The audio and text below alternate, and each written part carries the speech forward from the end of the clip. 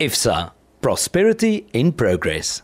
Ons gesels vandag oor basiese beleggingsbeginsels en dit met Frikkie van Logrenberg van IFSA. Frikkie, môre. Môre François. Hoe gaan dit? Ag, lewe se lief. Vars. Ja, heerlik.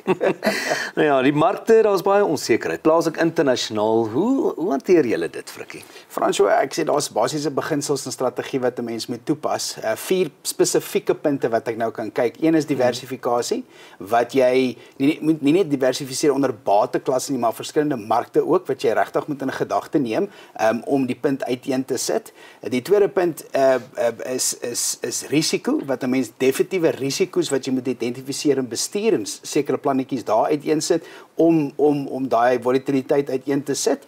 Die tweede ding is, die derde ding is, jy moet nie betrokke raak by die emosie van wat in die mark aangaan nie, al die geraas wat aan die markte aangaan, al die publikasies in die nuus uitlate, so jy moet bly by wat die fundamentele data is omdat jy besluitneming moet aanderf. En dan die laaste ding is jou tyd. Jy moet nie hastig wees nie. Jy moet seker maak dat jou tyd in die mark of tyd met jou beleggingsplan reg bestuur en nie oor gretig of gierig bestuur nie. Nou wanneer ons praat oor beleggings, Frikkie, is daar 2 terme wat ook baie na vore kom. Dis risiko en likwiditeit, nê. Nee. Wat is julle beskouing rondom hierdie onderwerpe? So risiko en likwiditeit is half in dieselfde kraal wat ek dit so kan sê, en dit moet uitgebalanseer word. Risiko's moet jy gaan identifiseer van bedryfsrisiko, markrisiko, produkrisiko, daai tipe van ding, en jy moet weer eens jy moet stelselmatige strukture in plek sit om hierdie risiko's aan te spreek. Nou een van hulle is tydperk, om tydperk aan jou beleggings te koppel. En daar is waar die likwiditeit uiteen sit. Jy moet likwiditeit prys gee, met ander woorde, die beskikbaarheid van jou kapitaal om uiteindelik 'n beter of 'n hoër opbrengs te doen of miskien belasting te bespaar. So dit is ons filosofie daarom.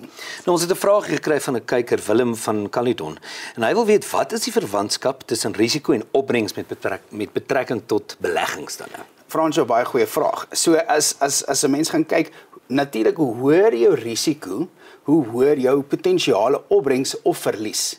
Wat belangrik is in hierdie hele scenario, 'n mens moet gaan identifiseer wat is jou opbrengsbehoefte, wat se persentasie groei wil of moet jy kry om by jou doelwitte uit te kom.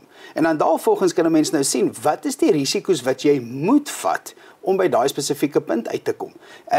So 'n mens wil nie jy kan nie verwag dat jy geen risiko vat en hierdie verskriklike opbrengs het. Daar moet 'n balans wees en daai risiko moet bestuur word binne in daai portefeulje. Selfs al vat 'n mens geen risiko, dan vat jy risiko, want as jy by die bank 'n sekere hoeveelheid rentekoers kry, dis min risiko, maar jou opbrengs is min. Maar goed, ons het miskien so 30 sekondes. Prestasie en iets prys gee. Ja. Hierdie 2 goed bymekaar. So dit is die fundamentele vraag of laat ek so sê, punt wat 'n mens moet aanspreek.